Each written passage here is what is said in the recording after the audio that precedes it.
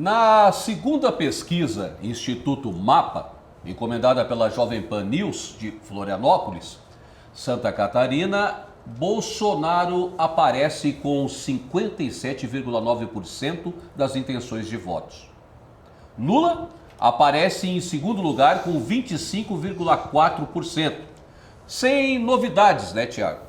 Verdade, Marcelo. Mais uma pesquisa Jovem Pan Mapa, né, Jovem Pan News, Florianópolis, sem novidades para quem analisa dados, né, para o eleitorado catarinense. Fica muito claro que se dependesse dos catarinenses, Bolsonaro estaria eleito no primeiro turno, né? Tem a grande maioria dos votos aqui em Santa Catarina. Lula esteve no último domingo aqui no estado, teve uma concentração de público, não dá para negar, as imagens mostram, a gente não é desse tipo de ficar escondendo os fatos, só que esse eleitorado que participou, os apoiadores, não eram só da capital, porque quando ocorre algum evento relacionado a apoio a Bolsonaro, por exemplo, na ilha, a gente já acompanhou alguns momentos disso, fica claro que é um público ali da região, Grande Florianópolis, né?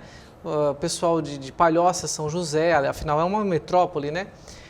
Quando a gente vê a situação dos apoiadores de Lula, houve uma descentralização de apoiadores de diversas regiões do estado para acompanhar a chegada do candidato à presidência, até porque os candidatos, todos eles, não têm a condição de chegar em todas as cidades, então acabam concentrando nas capitais dos estados para conseguir se aproximar, vamos dizer assim, do eleitorado.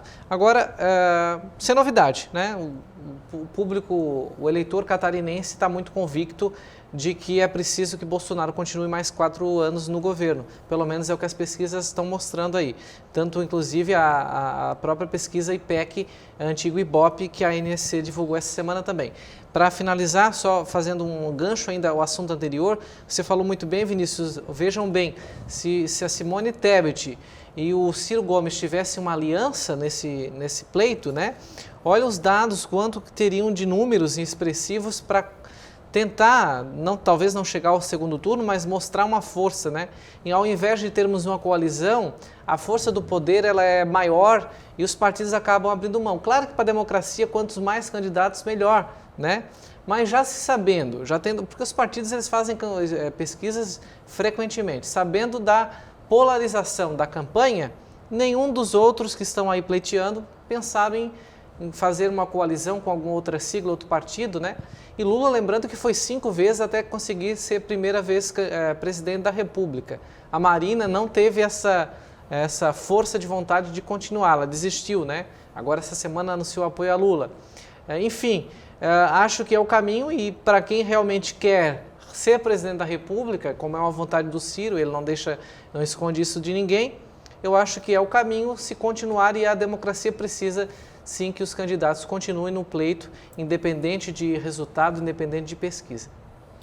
Vinícius, teu comentário sobre essa pesquisa. Essa pesquisa eu acho que mostra bastante o resultado também da eleição anterior, né, Marcelo? Bolsonaro saiu aqui já na eleição passada muito bem votado, na eleição contra o Haddad, tanto no primeiro quanto no segundo turno. Não é à toa que tivemos um candidato que foi para o segundo turno e depois ganhou porque era do partido do Bolsonaro, que é o atual governador Moisés, e que depois a gente vai comentar um pouco mais sobre isso, sobre principalmente a estranheza que eu tenho com relação, eu sempre tenho uma pulga atrás da orelha, com as diferenças que a gente tem nas pesquisas eleitorais. Mas, por exemplo, na que a gente trouxe na passada, já trazia Bolsonaro na frente, embora não com essa mesma diferença, era uma diferença de 6 pontos ali de Bolsonaro. Ele estava com 51% na pesquisa anterior, que mostrava, por exemplo, o Jean Loureiro na frente, que a gente vai comentar mais adiante. Acho que o reflexo disso é um pouco sobre a bolha que a gente já percebe aqui em Santa Catarina, que Bolsonaro realmente está mais à frente. Talvez isso seja um reflexo da economia de Santa Catarina. É um estado hoje que tem o menor índice de desemprego, é o segundo estado que está apresentando o melhor desempenho de questão de competitividade comparado com os outros estados. perdendo apenas para Santa Catarina. Alta Talvez, taxa de emprego, né? alta taxa de emprego. Hoje em Santa Catarina a gente vê poucas pessoas desempregadas, é o menor índice, né, de desempregados. Então, eu acredito que isso seja um reflexo sobre isso. Se fosse o contrário, se Santa Catarina tivesse com dificuldades, talvez esse cenário fosse mais difícil para o Bolsonaro, tendo em vista os desgastes que ele teve durante o seu mandato, como ele tem em vários estados.